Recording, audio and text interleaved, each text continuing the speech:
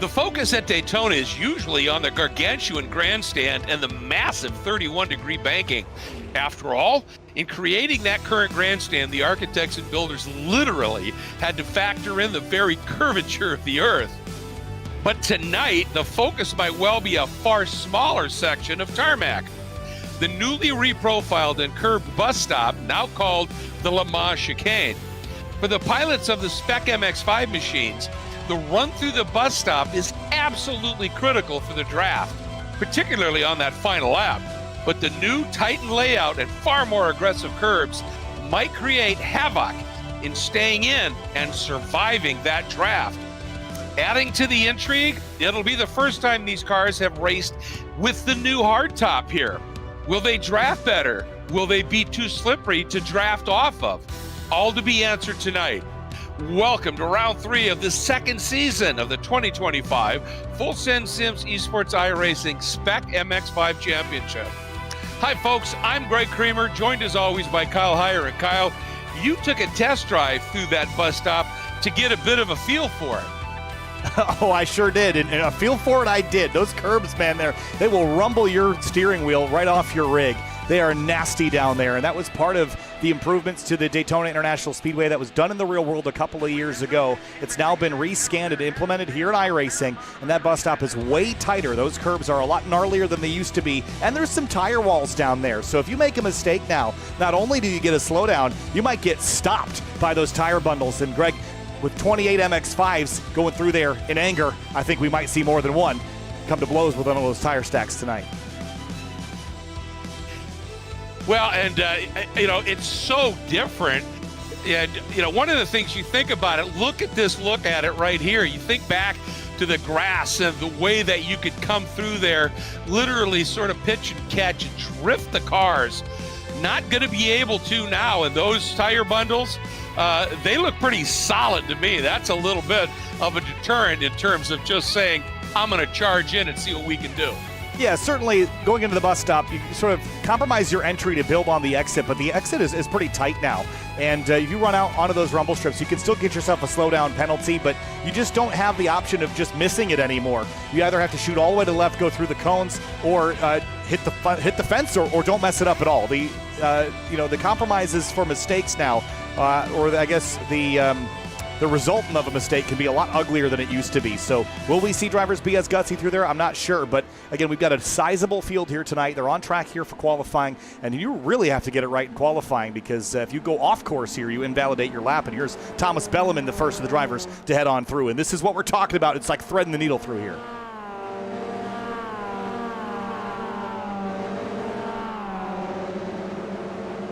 Couple cars shooting through the cones as we head up towards the NASCAR banking, NASCAR 3 and 4, and Greg, 28 cars on the grid here tonight with drivers and teams that we're familiar with, including Beans Forster.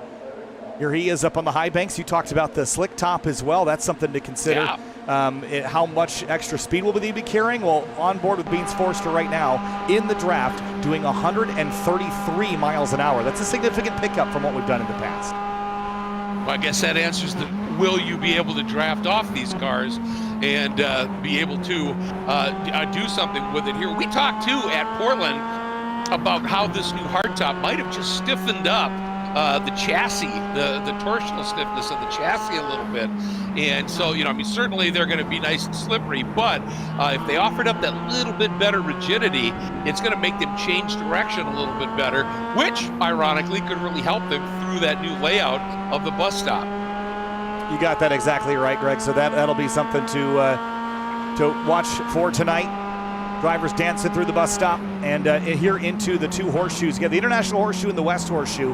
And not only do we get the curbs in the bus stop, we also got them in the other areas of the racetrack. There's no three-dimensional curbs, and if you put your tires on them and expect to get the same amount of rotational performance that you got with all 4 tires on the pavement, you're going to be surprised that it changes the handling at a lot of these racetracks that we have this season. A lot of the tracks got refreshed, including Sonoma Raceway, which we'll go to a little bit later in the season, and Watkins Glen. So you just have to be a little bit more careful now, which I like. Before in iRacing, you could run all over the curbs all day long, and it didn't really matter. Now, you're not going to break as much stuff here as you would in the real world, but certainly you have to think about it just that much more. Well, and you think about why full send sims even came into existence. And it was to do what you're talking about, is to take and build sims that would be a tool to improve real world racing.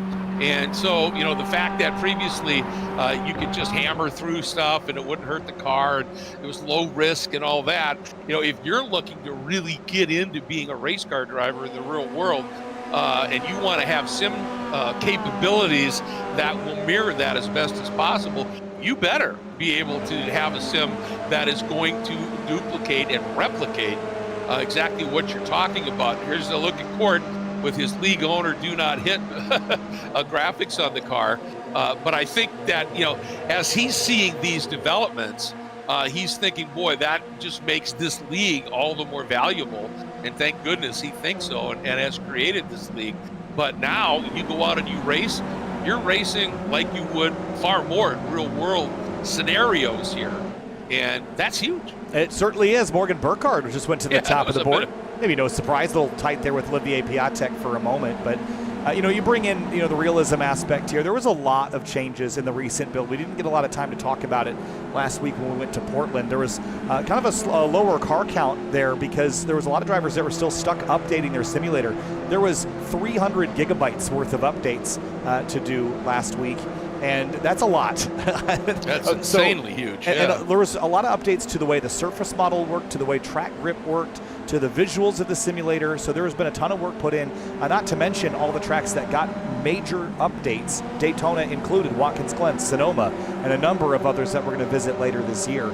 And all of those improvements making the simulator just that much more realistic.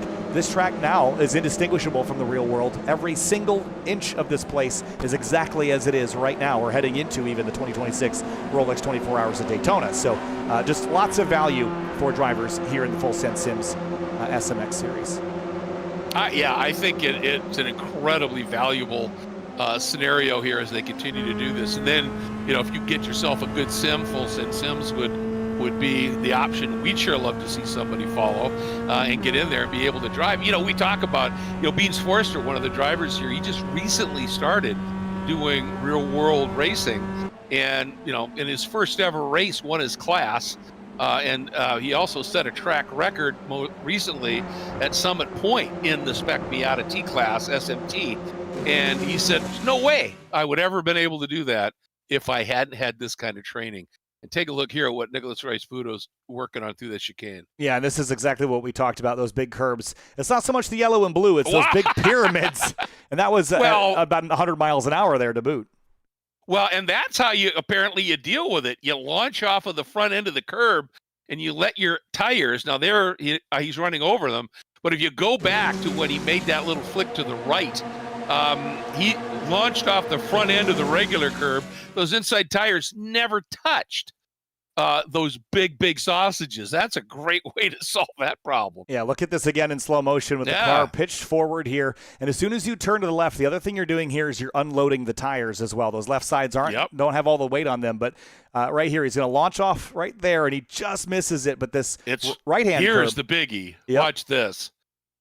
Off the front end, those inside tires, they never touch those sausage curbs. And that's how you want it, because having driven this, Greg, it is a shock to the steering system if you catch those things wrong, especially in lower, prototype machinery and things of the sort. In the SMX cars, they're pretty compliant over the curbing, but, how you land is a big factor in that, where you catch the weight. Here's Rice-Buto in traffic now. We talked about the drafting and things of the sort. Look at the lap times, 2:12.6 for Burkhardt. And for those that haven't really been in the draft, down to the 2:15s, 2:14s. So a second to 2 seconds a lap. That's big. And how about Thomas Belleman? He entered last weekend, a brand new driver to this league and series, and had a problem and couldn't actually compete. So missed that, but then shows up now and sitting second and awfully close, 38 1/1000ths at this stage away from Burkhardt. Yeah, I thought that we might see Michael Yanni again in here, but Thomas Belleman, who he was competed against in the Toyota GR Cup Esports Series that introduced him to this, So Yanni's not here, but Belleman is, and splitting the difference between Burkhardt and Forster, two veterans here of this series, and also Jake Snedden, another driver that we've kind of had our eyes on this year. He's back in pit lane, but scored 6th right now. Ian Anderson's up in the mix inside the top 10. He's all by himself right now. But Camden Hibbett, interestingly, 21st place right now. He's half a second up on his best lap time. But that's not going to get him as far up as he needs. That'll get him a 2:14.2, which will get him up to 16th or 17th place. But he's done 6 laps, Greg. None of them clean enough to count up in the top 5. So this will be a big loss for Camden on the start. Yeah, I wonder. I wonder if he, clearly one of those guys that hasn't really been able to find a draft. Now he might get one here, as you said, and improve a little bit. Let's see where he goes. That was a bigger gain at the end, 213, 347, so P6. That definitely saves him a lot of strife because if he's going to start in 20th, get a lot of work to do, even in a place like Daytona where overtaking comes with a draft and a gutsy right foot on the brake pedal.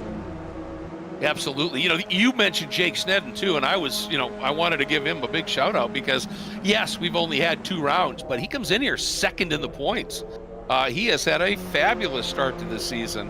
And really, really doing a great job. Four top 5s, 100% right now.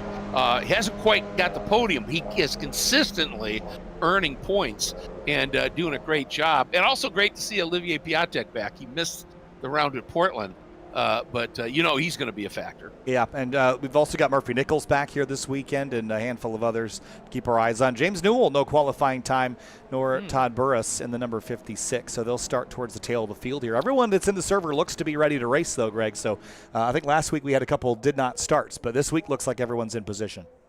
I love to hear that, and I love to see the size of this field, 28 strong.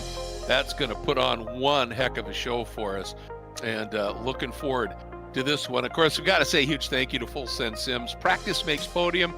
That's what Kurt Schmidt and Full Send Sims is all about, building a great tool to be able to become a better real-world driver. The supporters we've had from the very first race of the very first season, 2.5 years ago now, 3P Logistics, they have been absolutely incredible. We have to say a massive thanks to 3P and Frank Rodriguez, Final Turn Motorsports owner Rob Greenwood, 2 amazing prep shops that do an incredible job. Wine Country Motorsports, and they're expanding. I mean, Wine Country came on board, but now their Jupiter, Florida store has one of the brand new Full Send Sims Pro Sims, and they are now an official dealer. So check that out if you want to see that Pro Sim. If you're in the Jupiter, Florida area, FARA, of course, is a South or a Florida-based series. And they pride themselves on giving not just racers, but fans the best bang for the buck if you want to come in and enjoy a weekend of racing. It's great fun, great atmosphere, and they really do look after you. And then Sawbelt has come on board as well. And boy, what a big step that is here. The best, because they're the best tested safety equipment in the country, Sawbelt. So great to have them on board. And we're ready to go for first of 2 20-minute races as we get ready for this one. And what a difference from last weekend to this one in terms of track size, in terms of how the track's going to work, and I think in terms of how people like the track. I'll say, this is a big place with a lot of speed. And note the detail in the grass there on the front straightaway, the Daytona Speedster that is on the Daytona 500 trophy. That's just a cool detail here added to the simulator as well. But you're exactly right. This is polar opposite of what we experienced last week at Portland, where it was a very technical racetrack with lots of over-unders and things of the sort. But this is all about getting your slipstreams and your kind of classic slipstream overtakes here. Got a short pace lap because we start on the backstretch, Greg, but let's roll through the starting lineup. It's Morgan Burkhardt on the front row. Thomas Belleman will start in second place. Then Beans Forster, Olivier Piatek in third and fourth. Trace Hansen, Camden Hibbett roll off fifth and sixth. Jake Snedden, Nicholas Rice-Budo in seventh and eighth. Then Skip Rock Jr. and Dylan Lee, ninth and 10th. And in 11th, it'll be Ian Anderson. Carson Neal starts in the 12th spot. 13th is going to be Hayden Manis, and we'll look forward to him moving up through the field, along with Deacon Greenfield starting 14th. They're back a little bit farther, as is Michael Brock, a little bit out of position in 15th, and Nate Himmelsbach in 16th. 17th spot is going to be Kerry Anderson. 18th is Kurt Schmidt. 19th is going to be Sawyer Richards, and 20th will be Seth Bowman. And 21st place, Juan Shilin, Jose de las Casas in 22nd, Murphy Nichols in 23rd, Jim Friedhofer will be in 24th place, with the last couple of rows being Marie Fizis, Wayne Buttermore, James Newell, and Todd Burris there, Greg. Field's going to pull off here, or the pace car is going to pull off in just a moment. Time to go racing from Daytona. Yeah, I can't wait. It's how nice to have Todd Burris here, a real world standout in SMX competition. But here we go, ready for it. Green flag is up, and here at Daytona, we're green. A late flag. We're kind of used to that. Hayden Mattis dropping all the way down to the apron. He got a little bit of a jump and doesn't want to waste any time trying to get to the front here, as we know how that can play out. Just look at that, 5 abreast as they, for a second here, as they get almost to the apex of turn 1. Well, that's going to be difficult to make the squeeze work on the exit. And Kyle, at least at this point, looks like everybody got through. What a start. Looks like everybody got there, and now down to the International Horseshoe, things get pretty tight on the brakes. Your first real passing opportunity off the start if you don't get it done in turn 1. And then go down to the West Horseshoe, and I think this is much trickier to get the job done. You got that fast kink, and almost every car you're at the limit here. This car, you don't have a lot of downforce leaning on it. It's the car sort of washes out and gets light, and then you're going to jump on the brakes and have this long 180-degree right-hander to do next. Yes, you're right. This is a really tricky corner down here. And, you drive it differently in qualifying than you do in the race. It's, one of those corners, the really fast line through it. Also, if you've got somebody right behind you, it can leave you really vulnerable to a deep dive attack. And so you got to change the game up just a little bit here. Trouble. Ooh, somebody's spinning, a couple of cars off. Oh, that's the 147 of Ian Anderson. Is that Carson Neal, too? Yes, it is, and Carson Neal's car is destroyed. Yep, we'll check a replay of that here in a minute once things settle down up front. But Calamity turning back onto the course. And now the front 4 kind of impacts the 2. This looks like NASCAR 2-car tango down here. It sure does. Working it down here now. Here we go. First time in anger through the chicane. Oh, how aggressive. Look at that. Oh, the amount of air that Burkhardt caught, but it was effective. Oh, Look at big hit there for, was that Skip? It was, and that's going to be it for Skip Brock Jr. That was a nasty hit. And this is exactly the kind of thing that can happen over there if things go a little bit wrong. And he got actually helped from the 0-3 on corner exit. And I think Dylan Lee got a little bit of a piece of that too. Check this out here. Right there. Yep.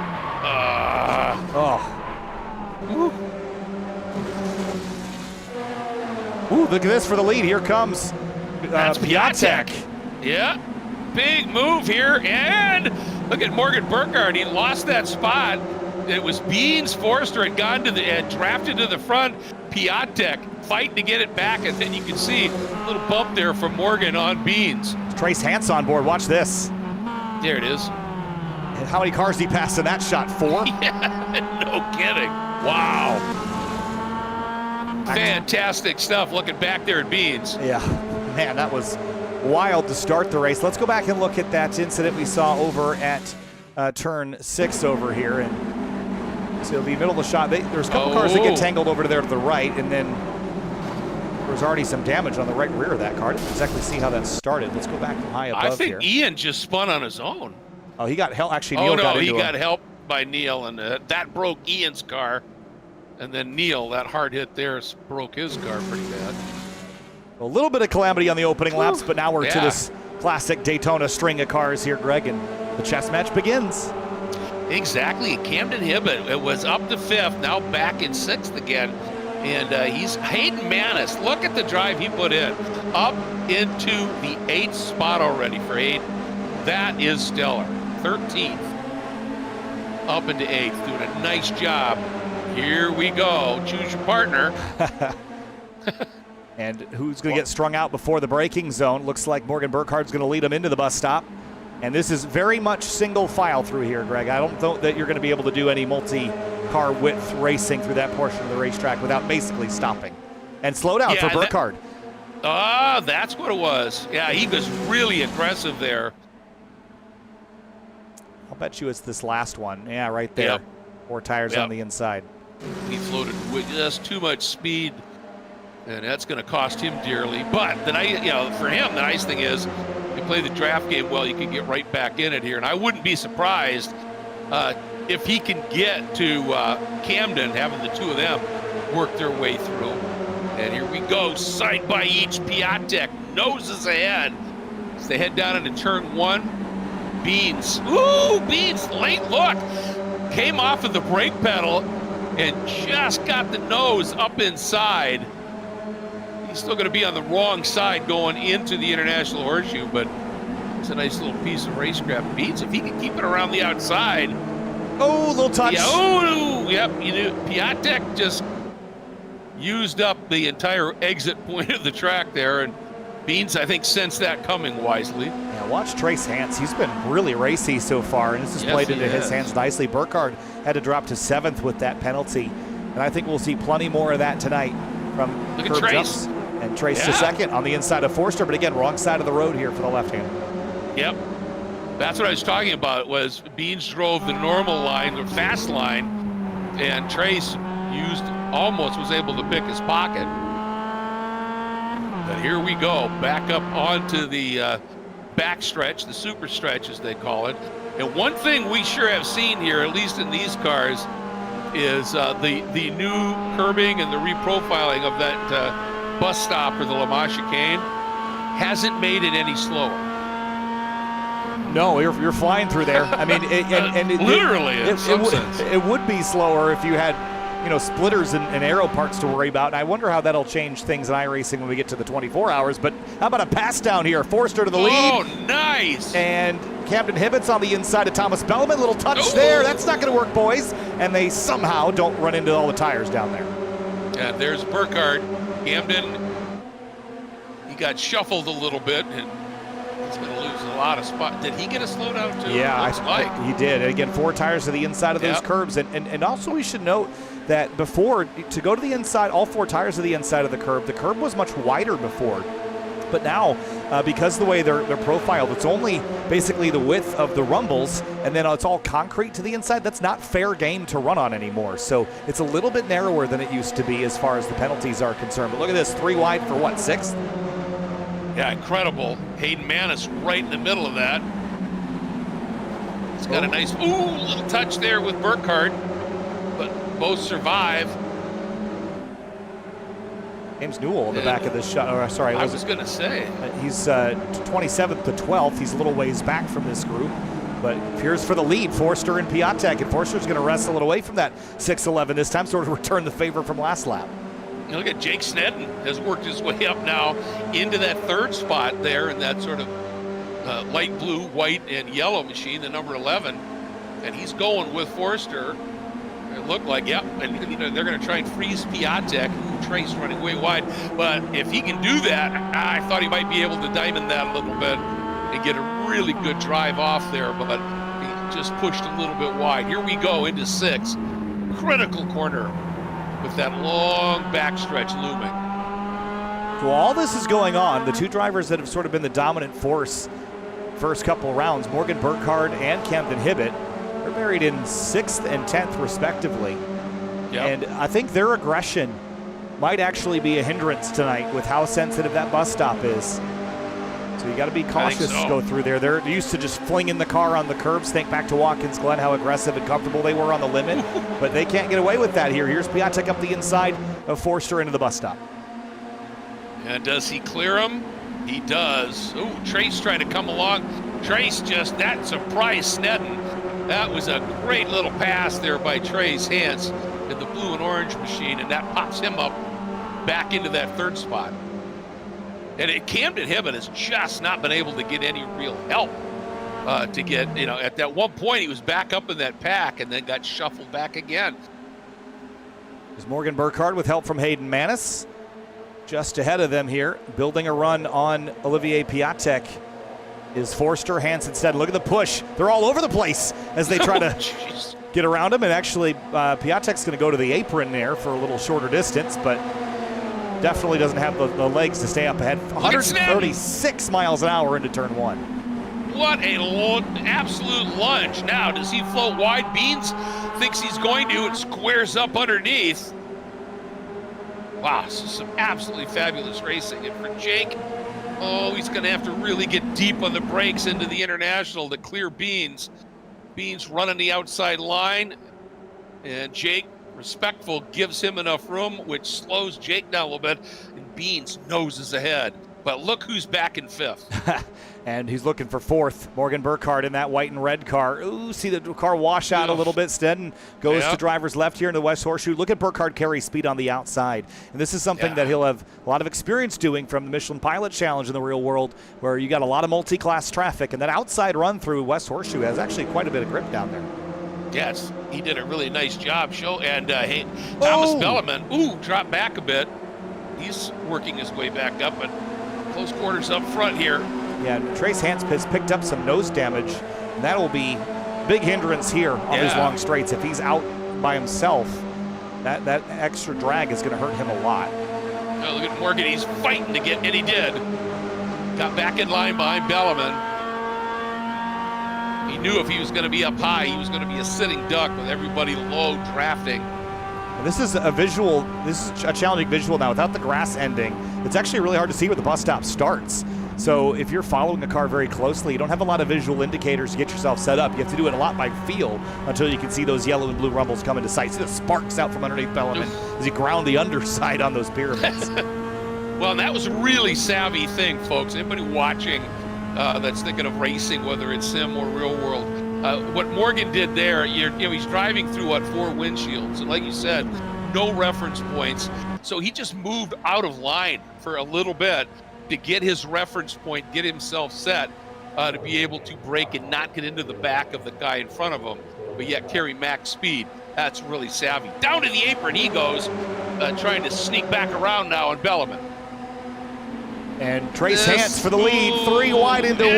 Piatek outside. Way too far in the marbles. Wide. Yeah, that's going to cost him a lot. Nice job hanging on to it, but yeah. Those marbles will send you for a ride. You get too far out there, and here comes Sneddon again. Morgan Burkhardt to second somehow. That's just stunning. He's inevitable. Yeah. Remember a couple seasons ago, he drove away from the field here at Daytona. He did. That's right. Now, and the guy's the master of the draft, and he can certainly make that work. And Camden Ibbott has very quietly been effective, and there he is, up into 7th. And that red car, red on the front, black back, he's in this group again. And he's trying to... Got Nicholas Rice-Puto after that little touch that he had with Brock is doing a nice job, is back in here too. It's in the right spot here on the bottom. Yeah. Again, if he could just draft up with Thomas Belleman, he should be able to get by Forster here, but didn't get a great run. Forster's going to try to side draft Thomas Belleman and slot in this gap. Hibbett will try to prevent that, and you see that gap closing. And there's the effectiveness of the draft already at 112 miles an hour. But they had to lift there a little bit, and look at Forster.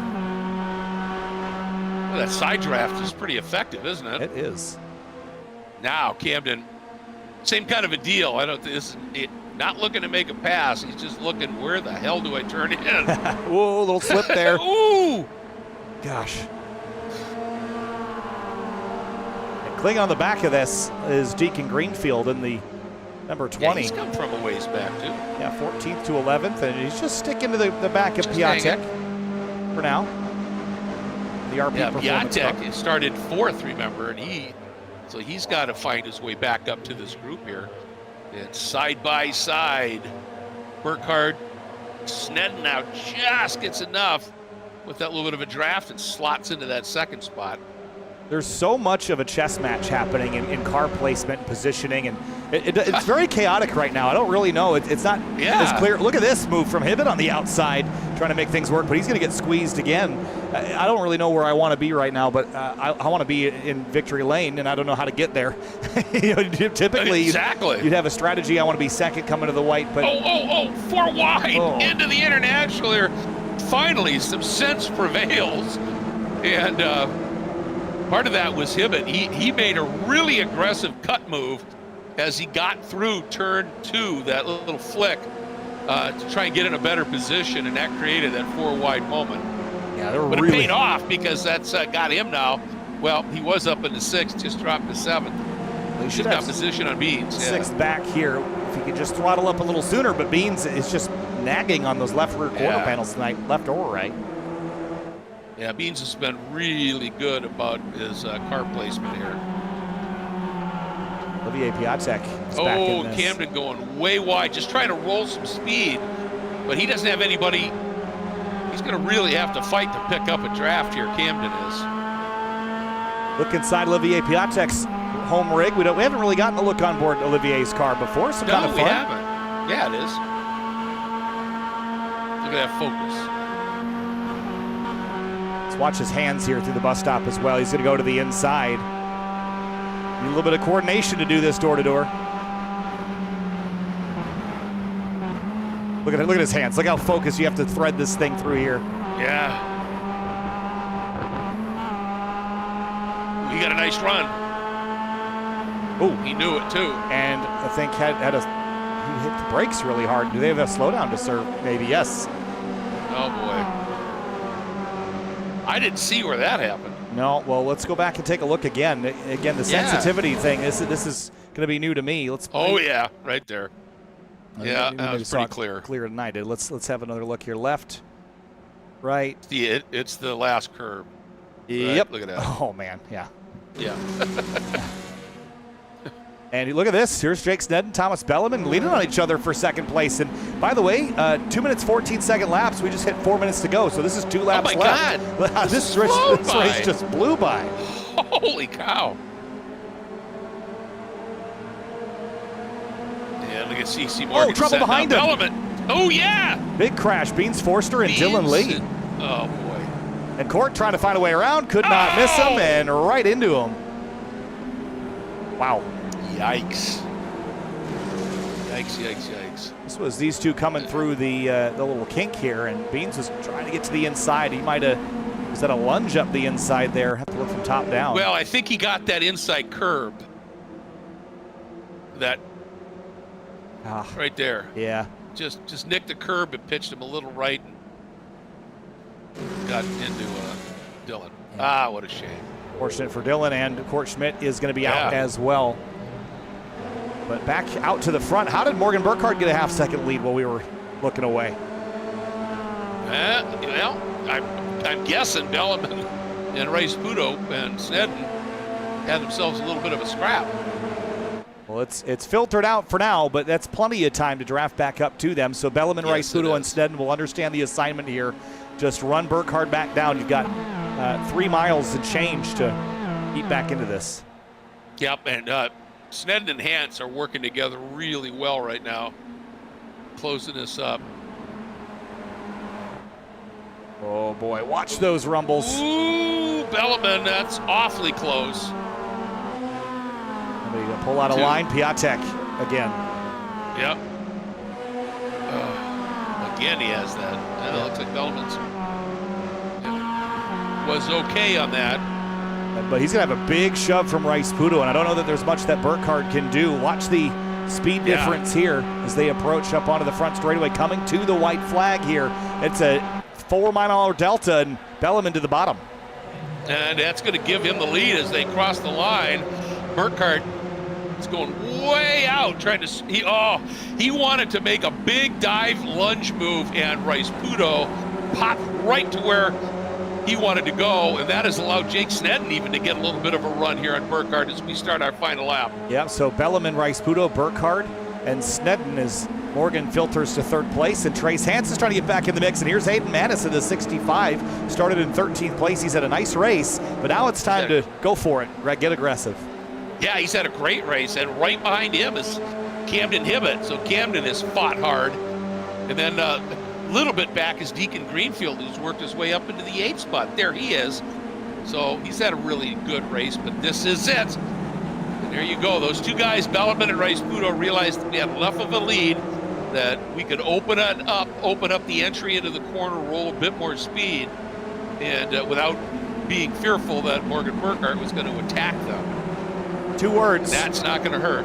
For the last sector of this racetrack, risk and reward with that bus stop. Exactly.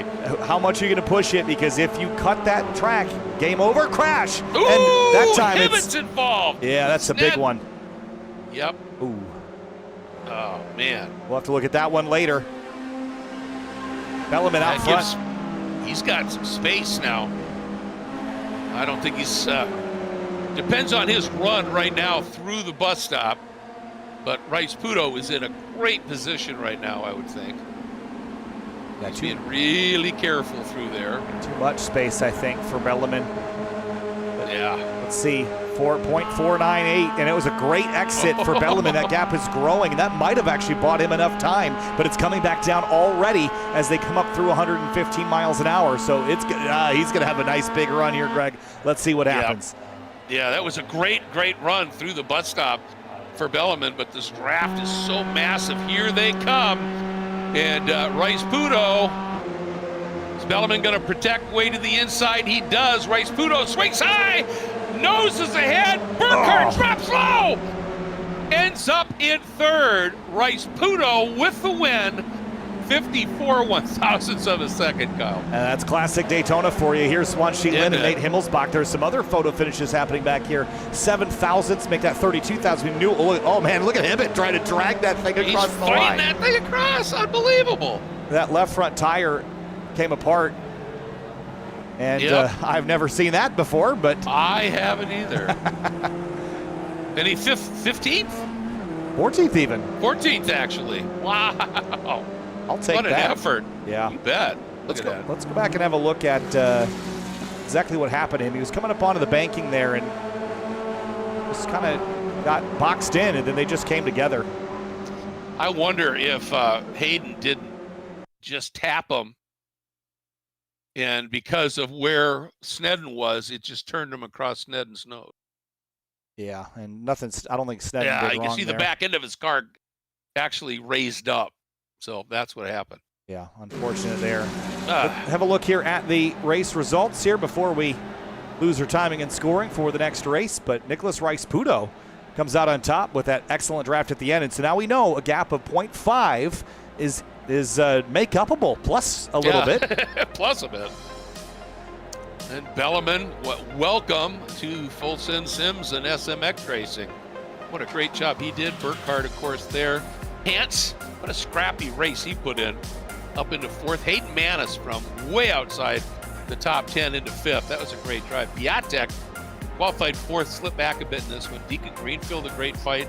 Snedden, possible podium for him, except for that incident. James Newell fought through the field as well. So, and of course, Beans Forrester caught out in that incident. But wow, the thing that just got to me was how quick it went. Yeah, I mean, the race blew by, but look at the amount of momentum difference between having the draft and not. I mean, that's just unbelievable at the end. And well-timed, I have to say, by Nicholas Rice Puto. And again, what more can you do if you're Bellman? You're a sitting duck out there, and he did everything he could. Just park it on that yellow line and go from there. Yep, and you can see he fought hard to try and dissuade Nicholas from going low, but it didn't matter. He just had so much momentum.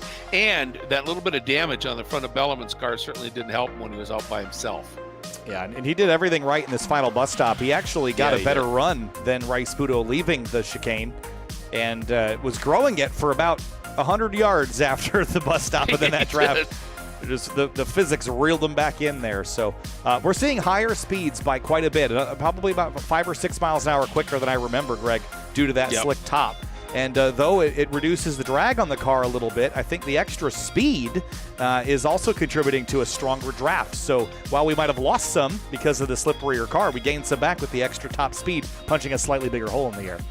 Right, that makes perfect sense. And I mean, we've seen it play out. You know, the data isn't going to lie to you, and you're seeing those numbers. So yeah, I mean, we've talked about how this hardtop has changed these cars just a little bit, and I think we're seeing the exaggerated version of that here.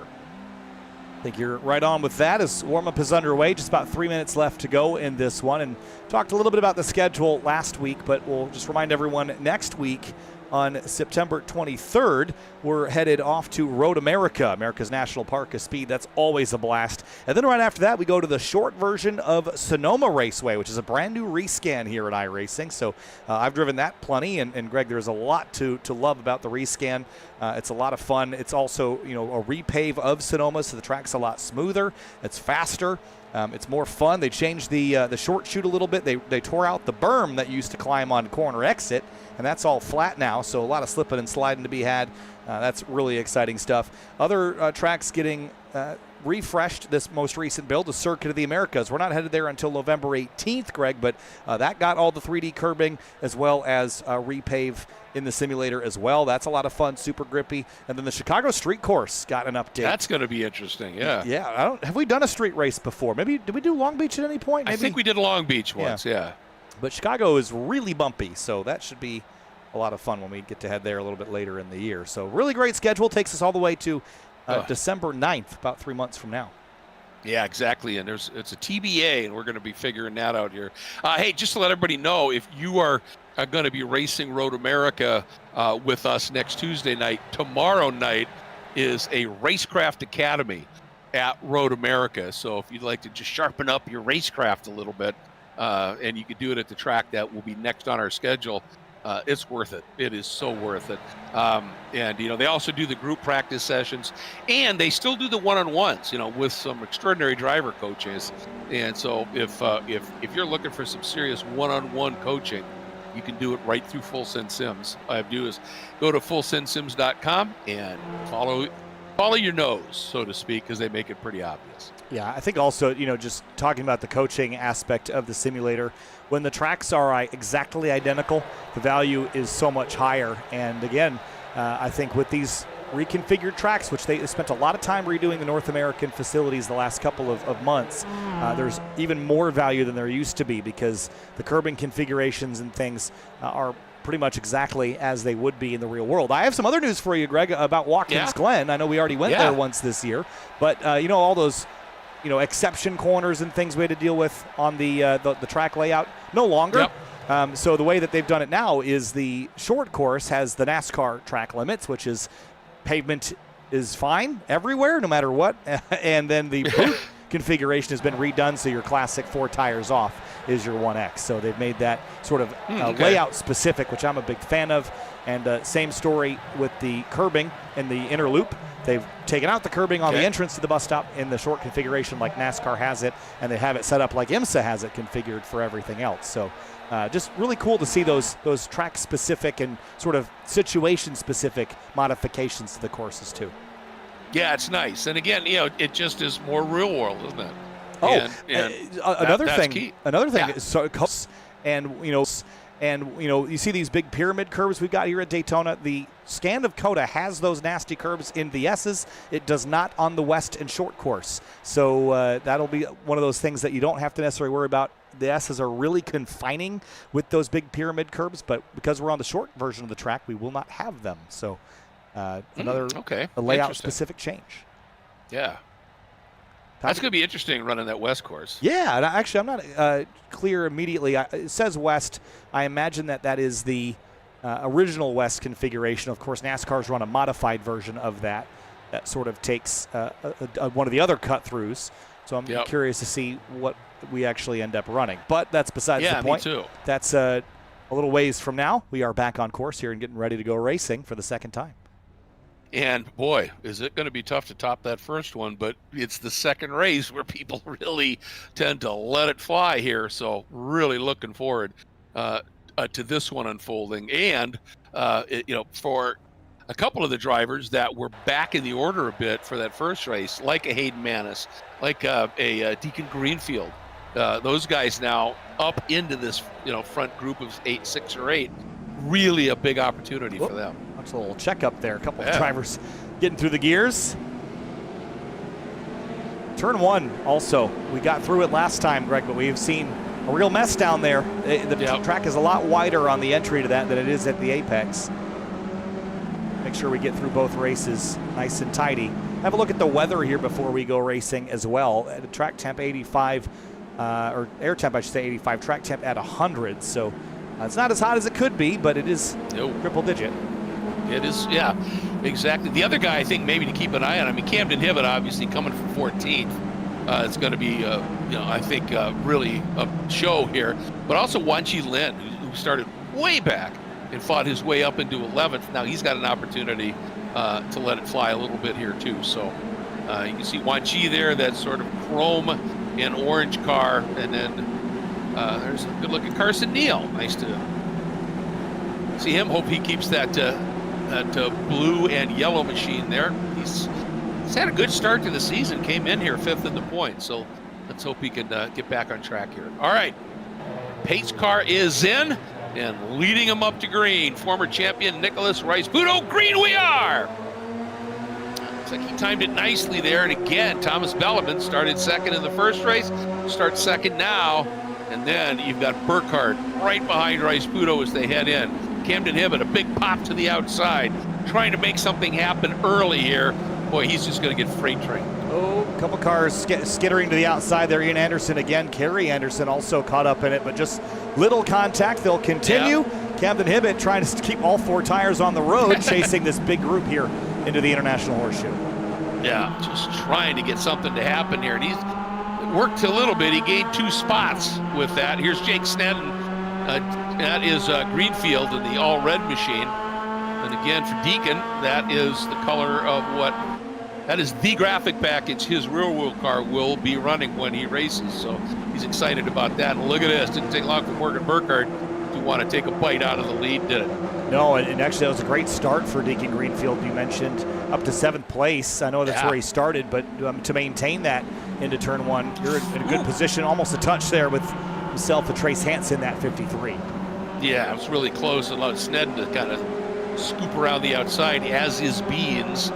And then you've got Camden down low. He's getting a double draft right now if he positions correctly. Heart rate climb. Again, we typically see him kind of hanging out around the 90 to 95 range, but he starts these races. He's got that thing vibrating like a hummingbird right now. He does. Down the backstretch. He does. Well, and he realizes obviously, he wants to be a player in this championship, and after his previous race and after that. Oh, Wanchi Lin. Oh man, he had to check up big time to make that. And that is going to allow a couple of guys to sweep around. That was so close. Yeah, here's what it looked like on board. Oh, he got tagged on the way in. That's what sent him wide. He did. You're looking right at that tire bundle. It's scary for a moment, isn't it? He did a great job to at least straight line it and be able to not get a slowdown through there. And Hayden Manis up into 3rd. He's got that nose head. He's going to go to 2nd right now as he pushes Rice-Puto. Now he's going to get hung out just a little bit here. Piatek. Oh, wow. Nice run around the outside if Hayden can make it work. Yeah, Piatek. Teammates with Rice-Puto there. So that's something we haven't really seen for Piatek or Rice-Puto is having a teammate to work together with. That'll help them a lot with the Hibbett and Burkhardt crowd when things get spicy at the end. Look at this mess back here going into the International Horseshoe. Everywhere we look, it is just phenomenal. And and a loop by Friedhofer comes across, and he collected. I didn't catch the number of the other car. The other car may have gotten away with it. He just hit that grass and the back end came around. Yeah, I think it was the 25? 125, Sawyer, I think, yeah. What a shame. That'll be it. That's part of the game. That'll be it for Friedhofer tonight. Here's Snedden on the outside of, whoa, look at this. Camden Hibbett. Trying to thread the needle there. You already have to do that once a lap at the bus stop. That was... Yeah, do it again with moving tire bundles that time. Ooh, check up there for Belleman. I don't know if he had a slowdown or what, but he had to get off the throttle. Yeah, that was weird. Car just suddenly kind of looked like it went a little sideways on him. Misshift? Yeah, I think that's a possibility. That's really the only thing that would explain it, I think. Oh, boy. Look at this. Manis to the lead. Piatek trying to decide who to go with here. Did you see how much air Manis had that time over that right-hander? The exit of the... Wow, did he catch some air? Well, MX-5s are super compliant race cars, and I think Yes, we're seeing them take it to the limit here. I doubt you'll see the prototypes doing it this much. Yeah, I think they'll be a bit more circumspect. Yes. All right, here comes Nicholas doing that side draft. Burkhardt pops to the outside, and down low goes Piatek. Right to the apron. He's done that before. Just ekes ahead of Burkhardt here, but Burkhardt, the outside line, a little quicker.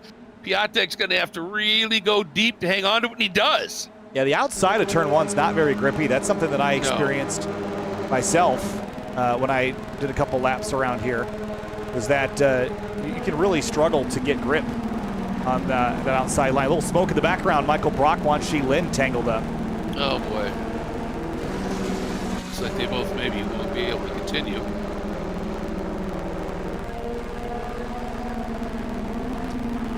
Yeah. Same thing we saw with Beans in the last race. Yeah. Do you have a vibrating sound in your ear, Greg, or is that just me? I do. Okay. Nope, I got it too. Good to know. Well, I'm going to try to sort that here in a minute. We'll let these guys get figured out. I imagine it was one of those new build bugs. It could be. What a duel for the lead here. It's sweeping out of 6, goes to Piatek. Burkhardt cuts low and gets down underneath him. Take a moment to try to see if we'll get any better if we... Hey, it's gone. It's back. Well, that was because I paused the game and tried to see if I could get that to go away. But not. Bear with me.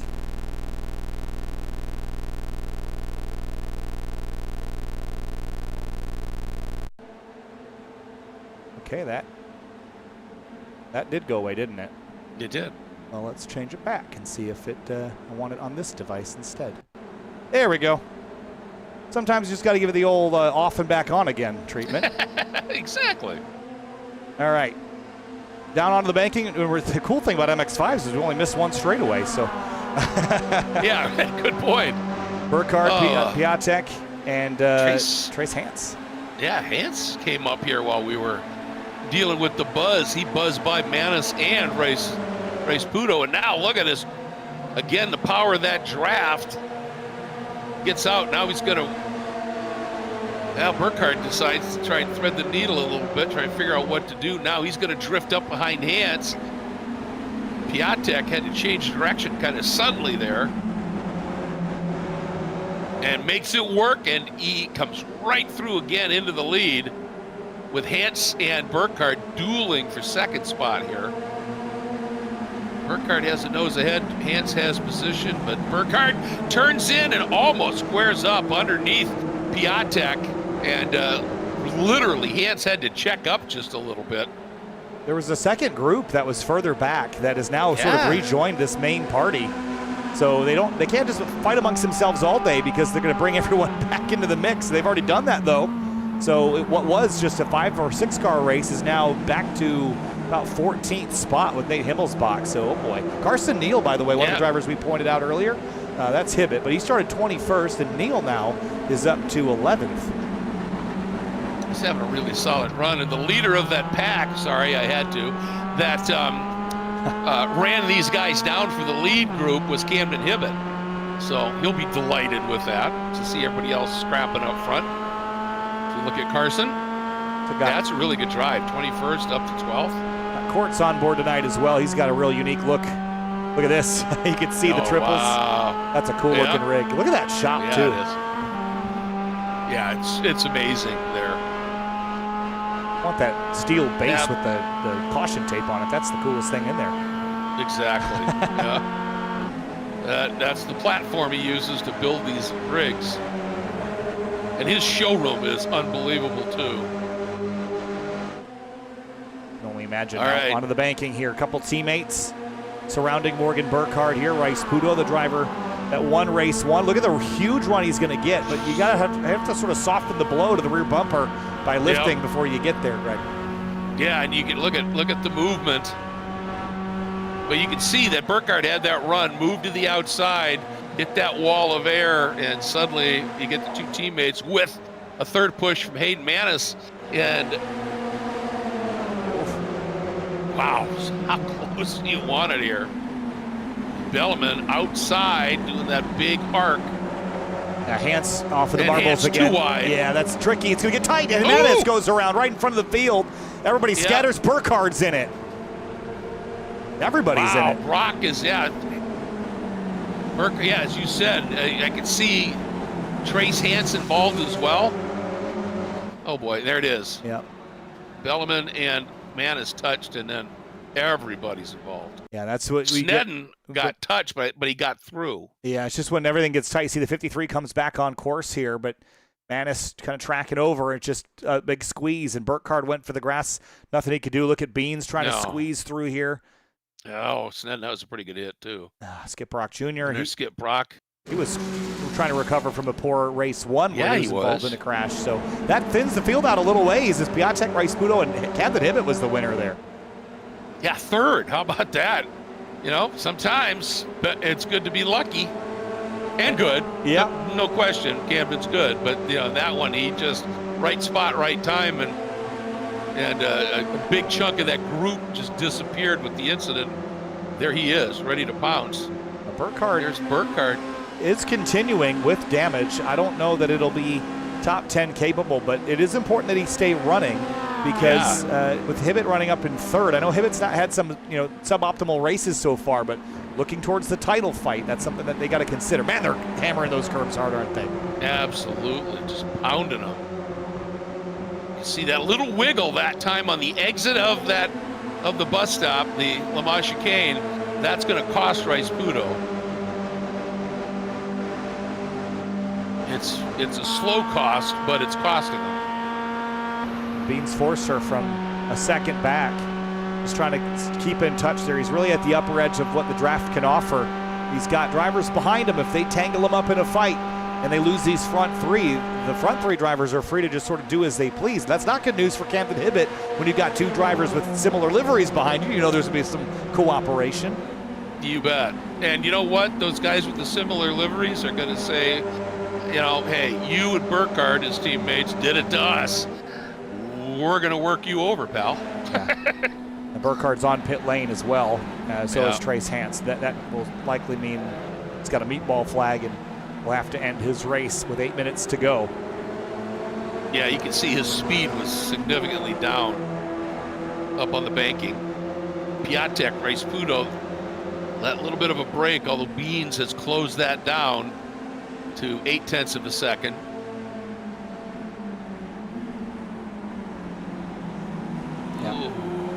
Deacon Greenfield back here as well. Was that a little tap and loosen you up NASCAR style by the 611 of Piatek on Hibbett? It didn't work, but it sure looked like it. Let's go have a look at it again from on board the 611. Oh yeah. Yeah. Chrome horns. I guess MX-5s have those sort of. Exactly. My favorite thing of commentating the GR Cup Series, Greg, was the way the Toyota logo was positioned on the nose. If they got a little pushy shovey, that thing would pop off and go bouncing down the racetrack. And more than once, we would joke about the chrome horn and the chrome Toyota badge going bouncing down because it would just reflect in the light. It was easy to spot. Oh, I bet. How about 2x2 into the bus stop? This is going to get dicey. This should be intriguing. I don't like this. Yeah. Neither did they. Did you see the back end of Hibbett's car?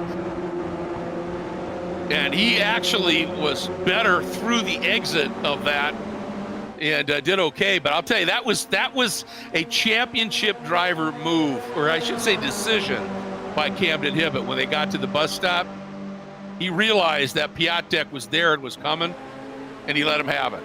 Because if he didn't, odds are there was going to be some sort of contact. That was just smart. Can't race through it. You can race to it. Yeah, exactly. Rice-Puto trying to come up around the outside. This will be 3 to go this time through as well. So start counting down the number of opportunities you get at turn 1. Nate Himmelsbach we brought into this mix. He started this race in 12th and much deeper than that, I think, in race 1. So he's had a nice night of progress forward. He's done a nice job. So is Newell, who had some problems and has come up as well. I don't think he qualified or got a qualifying time, so he started dead last in race 1, and here he is P6. Yep. We've seen serious speed from him in last season in particular, so not a surprise to see him able to get up there and do it. Snedden fighting back, sitting in that 5th spot. And he had contact, remember, but it doesn't look like it. I thought it was going to, he hit his nose pretty hard on Burkhardt. I thought it was going to be real problematic, but let's see. Can't really see a shot of his nose there too well, but everyone up here looks actually bad, okay, yeah. all things considered. Definitely seen worse than that. But 2 teammates out front in control of the field for now. That's bad news for everybody else. It sure is. Hibbett working with Forster right now, trying to at least get to these guys. And, once they get there, the gloves are going to come off. Right now, Rice Puto giving Piatek a nice shove. I just love how on the limit you are through there. You can see the focus and how quick you have to have your hands. Yep. Ooh, see that wiggle? That really is going to help Rice Puto, but he's just going to tuck in and go. But Forster floats wide, Hibbett through. That may have been by design. Yeah, this is a big race for Hibbett when you look long term. I know he's teammates with Morgan Burkhardt, but Burkhardt's down in 20th. Burkhardt is back on the racetrack, but a win would really maximize his points in relation to that 67 car. Here he comes up the outside, 2 laps to go. That is a massive run, and obviously now people are trying to explore what's going to work if I'm in the right position here. Look at that. Look how quick those 2 leaders. Oh, no. 4 wide, and Hibbett is going to get thrown wide and wisely avoids that, but yeah.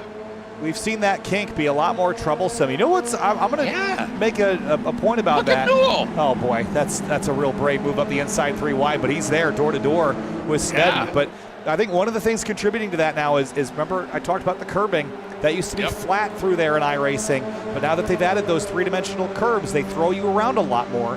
And that's a great point. It's where you see a lot of incidents in the real world, Greg, because it narrows up and you've got those curbs to dodge. And I think we're seeing that sort of replicating. Even where you crash seems to be more realistic now, just because of the way that you're confined by curbs that were otherwise flat in the past. You have to change your trajectories, and that's what's causing drivers to get themselves in trouble.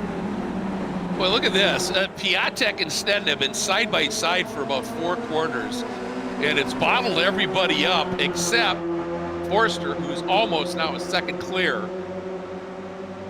These guys are still, as you'd expect it here, but I really figured that they would slot back into single file here, just as they're watching Beans just check out. Not quite far enough though, and they're gonna have to, they are trying to sort it this time. Remember, we saw half a second be an attainable difference after the bus stop, but you got to be coordinated with it. Piatek straightens it out, fires through there. Love how aggressive drivers have gotten through there, just bouncing up left and right, but 6/10 back, easily attainable with a lap and a half to go. Newell's picked up a slowdown up there up top. Yeah, it's going to get massively freight trained here. So Piatek, that lone green car sitting in second, and Jake Snedden with Hibbett right behind him. Race 1 winner, Rice Puto. Here comes Hibbett around Snedden on the outside. And it is white flag. And Rice Puto cuts down underneath and grabs that 3rd spot. Here's Piatek for the lead. Oh man, he has been so aggressive and late on the brakes into turn 1. Worked that time, very effective. And look who's up in the top 5 now, Carson Neal in the 141. Here he is. And Camden Hibbett feeling some desperation here in the last lap. Pops out of line, but doesn't have any way to take a spot yet with Snedden right ahead. No, he's got nowhere he can go at this stage. And now Carson Neal's going to come up the inside. He'll have position when they get to the kink.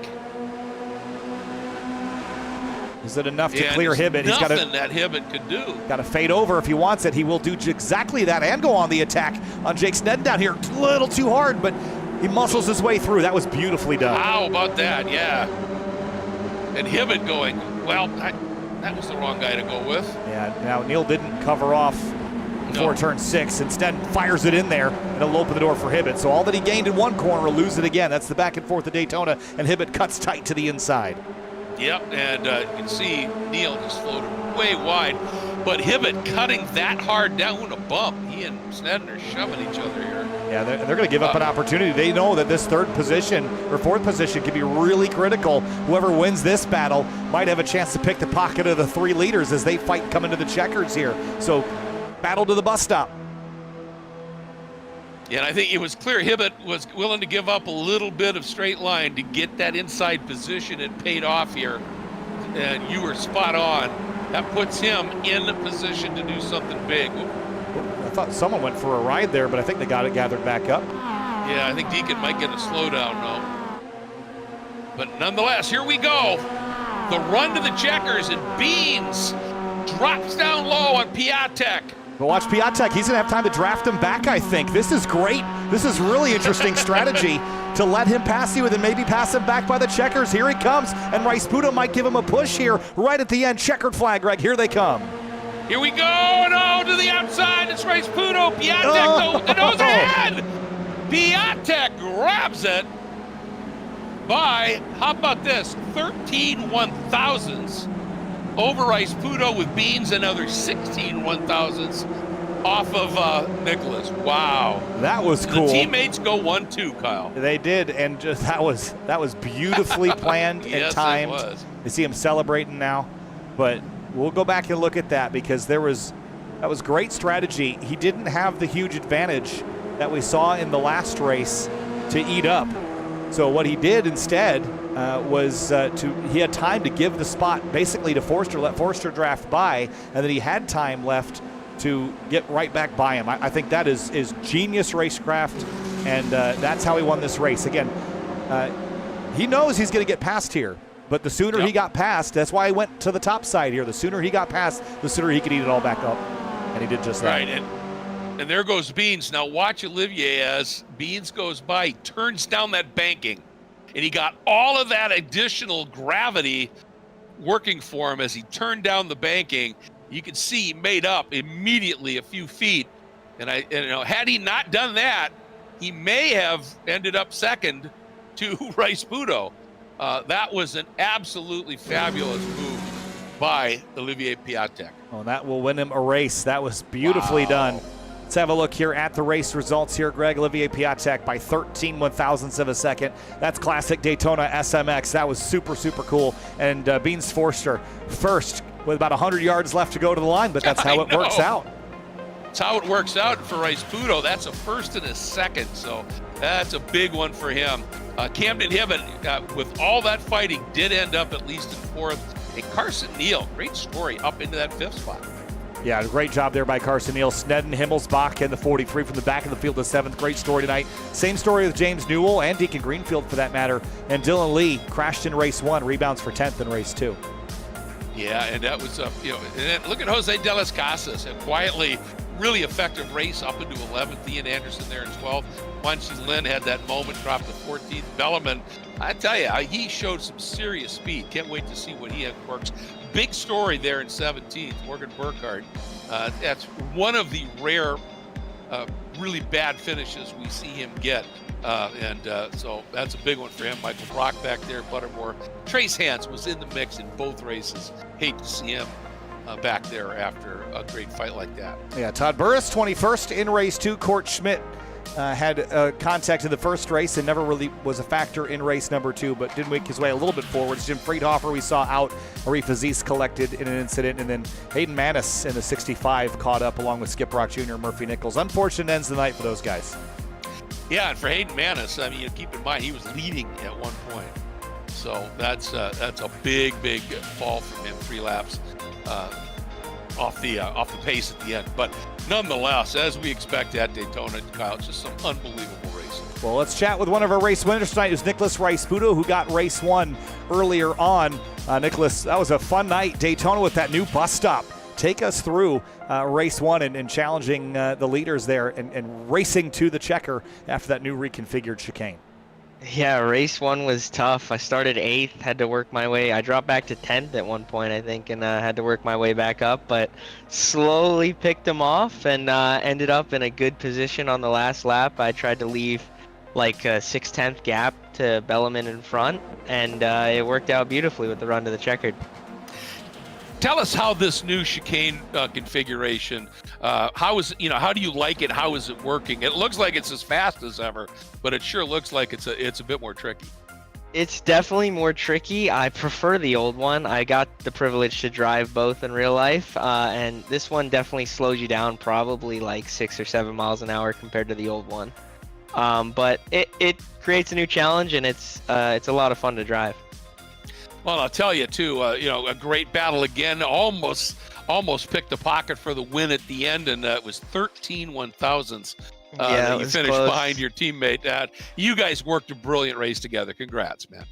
Thank you, and I want to apologize to Skip on the first race. We just made contact on the exit of the bus stop, and it spit him out. So I'm sorry for that. That's on me. But overall, a fun night. Yeah, it was sure fun to watch and really fun to call, man. Thank you, guys. Thank you, Nicholas. And Thomas Bellarmine was also up on the podium earlier tonight. Thomas, racing your first time with us here, I believe, in that number 718 car. Second in race number 1. We're leading coming to the checkers, but that's classic Daytona SMX racing. Your thoughts on racing tonight in the Full Send Sims SMX Series?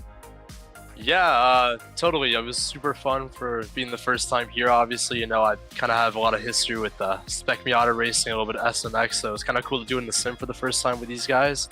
But yeah, race 1 was really chaotic. I think a lot of people realized that it was going to be tooth and nail fighting every lap because trying to break away was not going to happen. So just had to position the car right. Thought I got the run on the last lap enough, but half a second just didn't seem to do it for Nicholas Rice-Puto to get the win there. But really happy with that race. Just unfortunate with what happened in race 2. Yeah, I'll tell you, your run through the bus stop on that last lap, really, you could just see how much ground you made up. And we were speculating, is it going to be enough? Is it going to be enough? The draft here is so intense, isn't it? Yeah, no, it's been really intense with the draft. I had a little bit of front damage, so maybe that could have changed the game on that first race. But yeah, no, the draft, it's either you had it or you didn't. And if you broke away from the lead pack, then it was game over because it was so strong in that race. It was just about timing and getting the position right on the last lap to be able to get the win. Yeah, and really sorry about what happened in race 2, but you were scrapping for the lead up until that point. Great to have you as a part of this championship, Thomas. Yeah, no, I'm really glad to be here. Can't wait for the future races coming up in this championship. Really like racing this car a lot, kind of going back to the roots of where it started. So really excited to see what we can do next week. We're looking forward to it as well. Thanks, man. Thank you. Thanks, Thomas.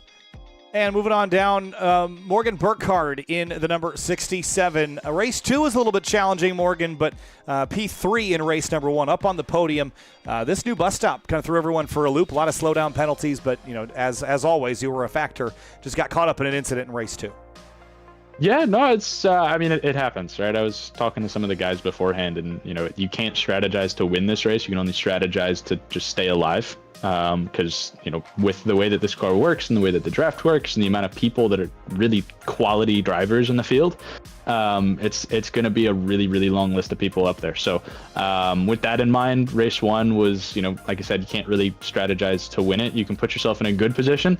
I checked up a little too much coming out of the bus stop, and, had the line been 10 yards further, I probably would have gotten it. So I went into race 2 and was like, okay, I need to be third coming onto the final lap. It'll be good. All will be fine. And then, unfortunately, made a move coming up onto the front straight, got trained, I think back to 7th or something. And then they just went three wide in front of me. And unfortunately got together coming out of turn 1. I didn't really have anywhere to go. So unfortunate, but that's just kind of how the cookie crumbles sometimes. Yeah, I'll tell you, from last week to this week, it was from weird to wild, wasn't it? No, that is an understatement. This place, in any car, it's insane. But the way that this car drafts, you can't push super hard because you'll just turn the guy in front of you.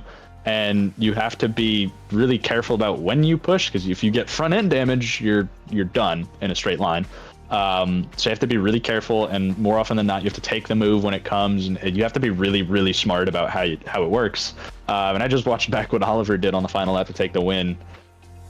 just ridiculous. That's insane. Like, big props to him. That's an awesome way to win the race. Yeah, that turn down move was fabulous. And the one thing you showed us during qualifying was the best way to avoid those big sausage curbs in the bus stop is just to launch off the regular curb and let the inside tires clear everything. Exactly. You can't hit him if you're not on the ground. So exactly, and it worked great. Morgan, I know second race was a tough one for you, but just such a joy to watch you race. Thanks so much, man. Thank you, guys. Well, I will be here next week. Excellent. All right. I will be here next week. We'll see you then. Morgan. Thank you. See you guys. All right, let's chat with one of our podium finishers from race number 2. That was Beans Forster. Man, you had it all the way until the very end, Beans. Almost had it, but those Piatek and Rice Budo, the teammates, picked your pocket. Take us through the run to the very end there. Oh man, I always play that bad. I'm gonna blame it on the fact that I started that corner in first and I was never gonna win. That's gonna be my excuse.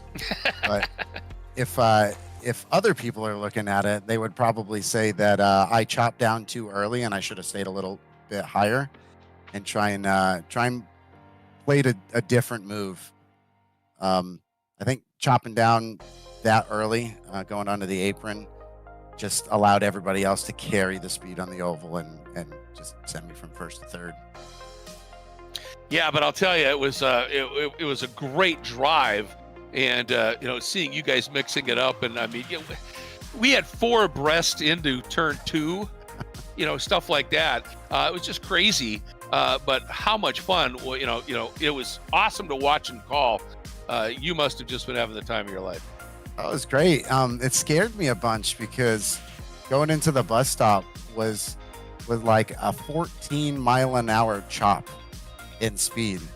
So early on in the races when we were really tight, it kind of caught me up because I just wasn't expecting such a slow run into the corner.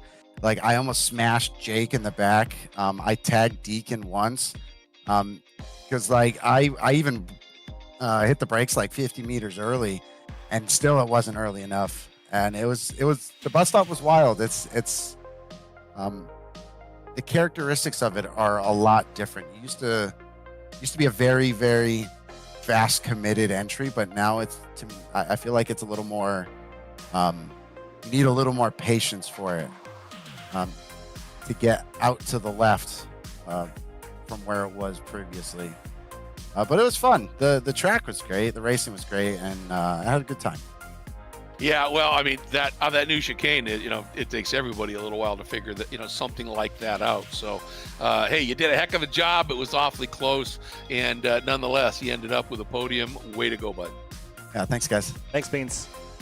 And last but certainly not least, the race winner from race 2, Olivier Piatek, gets it done by 13 one-thousandths of a second.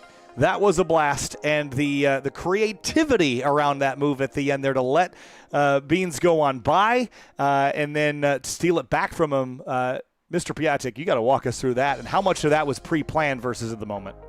Well, I mean, it's kind of hard to pre-plan at this track just because your position can change in a matter of corners. So I was just kind of playing it by ear. And then, I mean, in the bus up on the last lap, it was me and Beans, and then a little bit of a breakaway, and then Nick, and then the rest of the pack. And I couldn't really park in the bus stop because in that case, the whole entire pack would come into the fight. So I had to just go through the bus stop full send, and I did. And then I saw that Beans got a good run out, so I knew I couldn't drag him to the line. So I had to pop out, reset my run almost, and then get that second run, and it worked perfectly. Well, what really impressed me was once Bean went underneath, and we went back and took a look at the replay, and once Bean dropped underneath you, you waited the perfect amount of time, and then you turned and used the banking to help you get some roll speed coming down that banking, and that's what got you to the win. It was a absolutely phenomenal move, man. Thank you. Yeah, it's a little sim trick. It's kind of downhill, so you get to carry a little bit. It goes a little bit faster. Yeah. No, it was great, man. Great to watch, and great to see you back up top. I had said in the first race this year that I thought this was a big season for you, and you missed, obviously, Portland, but boy, did you come out swinging here, man. Well done. Yeah, thank you. Thank you. All right, thanks a lot. And with that, Greg, we're going to wrap things up here from Daytona International Speedway. Final thoughts here this was fun. We get to do it again next week at a different racetrack as we continue our trek through the calendar. Next up, Road America in Wisconsin, Greg. Yeah, greatest race course, road course in North America. And can't wait to see how these cars are going to race there. Plenty of drafting there, but plenty of corner transitioning where a little stiffer chassis we speculate about might just make a big difference. It is going to be awesome. Don't miss it. That's next Tuesday night. Tomorrow night, want to remind all the drivers that are going to be maybe running at Road America tomorrow night. There's going to be a group practice at Road America. Just check it out at FSS FullSendSims.com. With that, we're going to wrap things up. We look forward to seeing you next Tuesday at Road America. Until then, a huge thank you to Finian DeCuna for, again, great camera work. To my dear friend Kyle, I'm Greg Kramer. Thanks. See you in a week.